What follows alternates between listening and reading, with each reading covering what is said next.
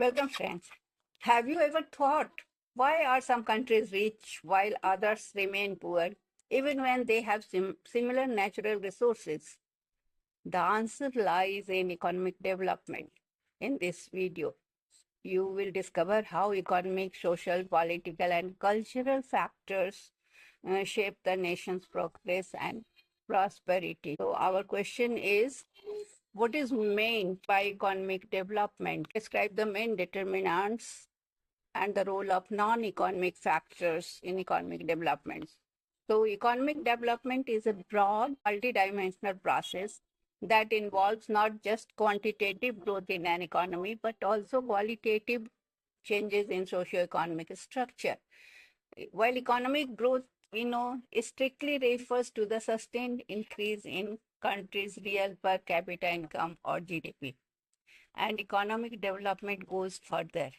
It encompasses structural transformation, shifting the reliance of the country from agriculture to industry and service, improvement in standard of living, better health care, high literacy, access to clean drinking water and quality housing, reduction in inequalities, uh, ensuring an equitable distribution of income and wealth. It also refers to institutional changes enhancing the efficiency of administrative, legal, and financial institutions to support the growth. So we can quote here Kindleberger's definition. Charles P. Kindleberger has defined economic growth means more output. So it is more output, but while economic development includes so I am quoting him, so I can't speak in between. Economic growth means more output, while economic development implies both more output and changes in technical and institutional arrangements by which it is produced and distributed.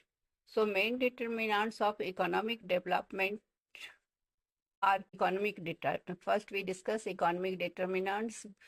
They are natural resources. The availability of fertile land, minerals, oil, water sources provides baseline foundation for the industrial and agricultural growth.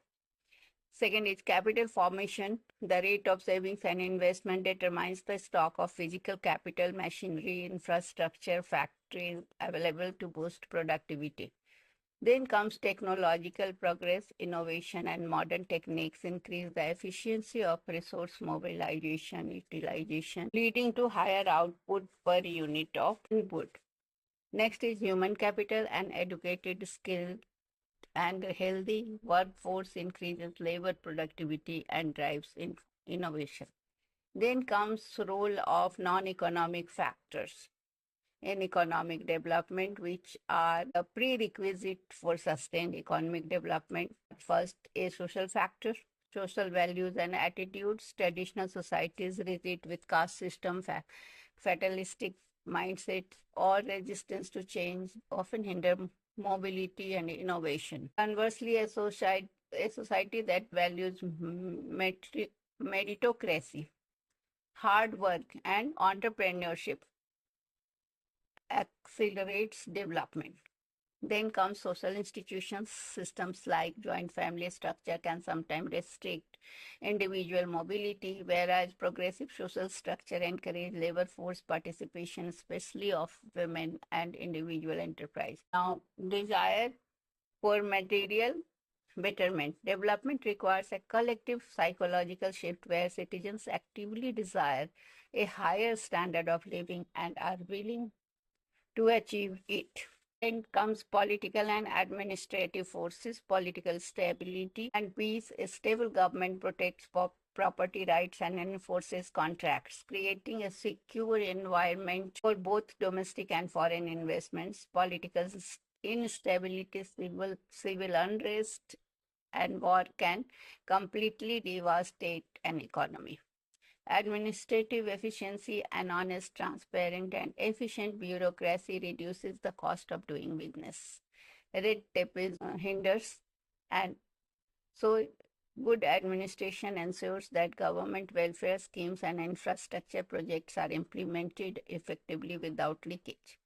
Then comes institutional and legal factors, property rights, clear and enforceable Legal framework regarding ownership encourage individuals to invest in land, business, and innovation without fear of arbitrary exploitation. Then comes land tenure system. That is very important. Fair land distribution and secure tenancy rights gives farmers the incentive to invest in modern agricultural practices, boosting the primary sector. Then comes cultural and religious factors, rationality versus superstition. A culture that promotes scientific temper and logical inquiry adopts modern technology faster than one bound to be dogmatic, bound by dogmatic superstitions. The Protestant ethic concept, Max Weber has given this. Certain cultural or religious values place a high premium on thrift savings and reinvestment, which directly feeds into capital formation. Then comes the most important demographic factors. Population structure. While rapid unchecked population growth can strain resources, a country with high proportion of working age individuals, that is demographic dividend, which India is having now, can experience rapid development if provided with adequate health and education. So, economic development is not merely a mechanical process driven by capital and labor. As shown above, economic factors provide necessary tools, but non economic factors determine how effectively those tools are utilized. For comprehensive development, a nation must simultaneously reform its social attitude, strengthen its legal and political institutions, and invest heavily in its people. So that's all for today. And if you are preparing for UPSC NET, RBI Grade CUET PG, university exams of economics, don't forget to like, share, and subscribe this video and comment below which non-economic factor do you think very important for a country's development. Thank you.